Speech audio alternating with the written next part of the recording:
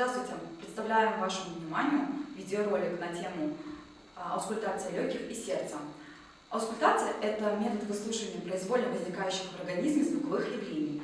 Аускультация была внедрена французским врачом Рене Лайнеком в 1819 году. Он же изобрел стетоскоп.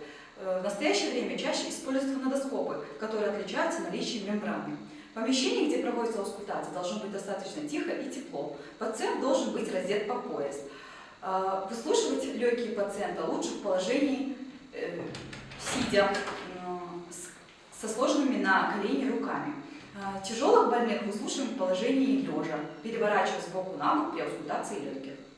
Обрабатываем руки гигиеническим способом, надеваем маску. Обрабатываем головку и ливу фонодоскопа антисептическим раствором.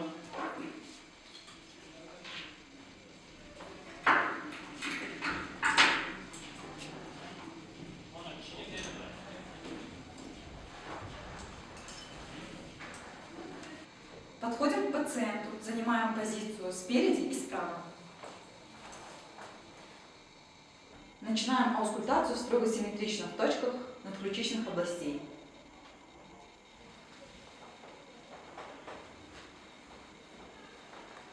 Выслушиваем две фазы дыхательного цикла в каждой точке. Дыхательный цикл состоит из фазы вдоха и выдоха. Перемещаем фонодоскоп на переднюю стенку грудной клетки.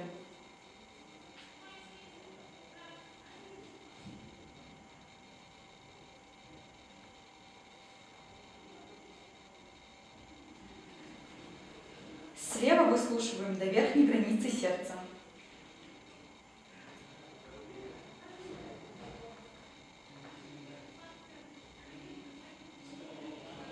Продолжаем аускультацию в аксиллярных областях.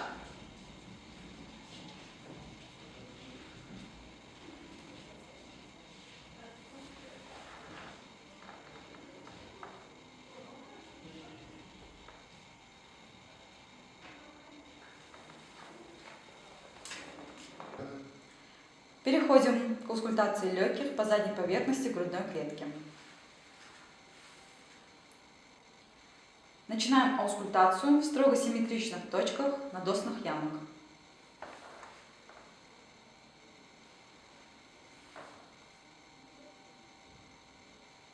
Межлопаточных областей.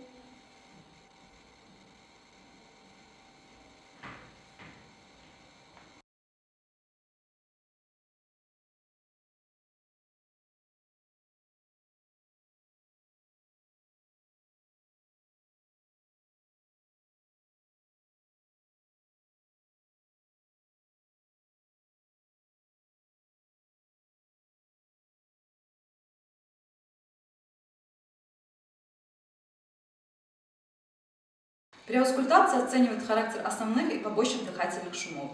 К основным дыхательным шумам относятся вестикулярное и бронхиальное дыхание. К побочным дыхательным шумам относятся крепитация, хрипы, а также шум трения плевры. Основные дыхательные шумы лучше выслушивать при обычном дыхании пациента через нос с закрытым ртом, а побочные дыхательные шумы при более глубоком дыхании пациента через открытый рот. Везикулярное дыхание может измениться как в сторону усиления, так и ослабления. Усиленное везикулярное дыхание, так называемое пуэрильное, которое встречается у детей от 6 месяцев до 5-7 лет. Ослабление везикулярного дыхания мы можем выслушать, например, при эмфиземе легких, когда стенки альвеол теряют свою эластичность. Дорогие коллеги, приступим к аускультации сердца. Аускультация сердца желательно выслушивать при задержке дыхания. Аускультацию сердца мы можем проводить, если позволяет состояние больного, в вертикальном положении, горизонтальном положении, после физической нагрузки. Есть определенная последовательность. Я по секрету скажу вам, дорогие коллеги, это крест-накрест. Тут глубоко задумываться не надо и не стоит, потому что это здесь оценивают по частоте поражения клапанов. Так. Первая точка совпадает с верхушечным толчком, Сперва мы должны оценить и определить верхушечного толчка.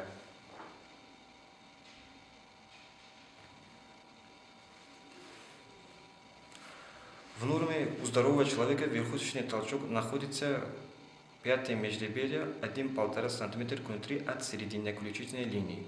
Здесь выслушивается митральный клапан, и ведущим тоном является первый тон.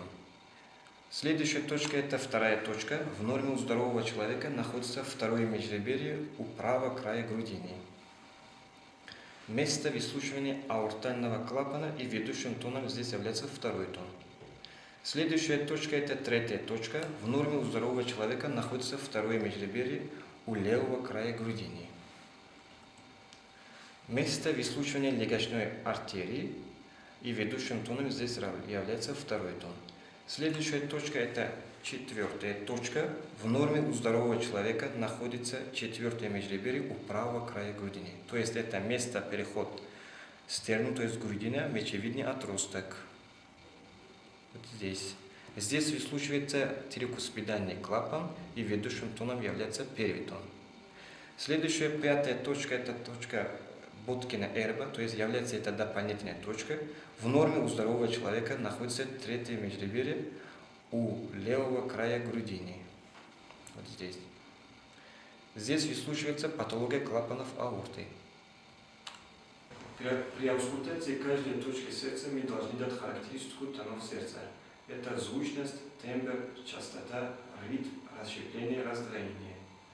При аускультации сердца мы выслушиваем в норме первый тон и второй тон.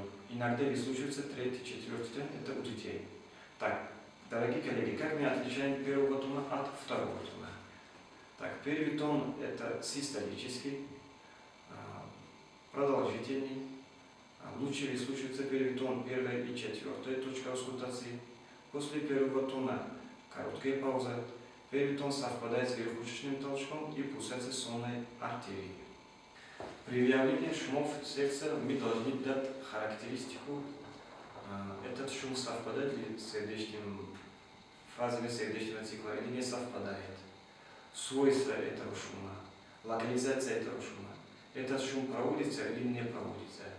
Мы должны уметь определить шум какого происхождения, функционального происхождения или органического, внутрисердечный или экстракардиальный. Функциональные шумы, в отличие от органического, не постоянные, не продолжительные, то есть они могут меняться в зависимости от фазы дыхания и после физической нагрузки. Они мягкие в основном и дующие. Еще кроме этого есть экстрасердечные шумы.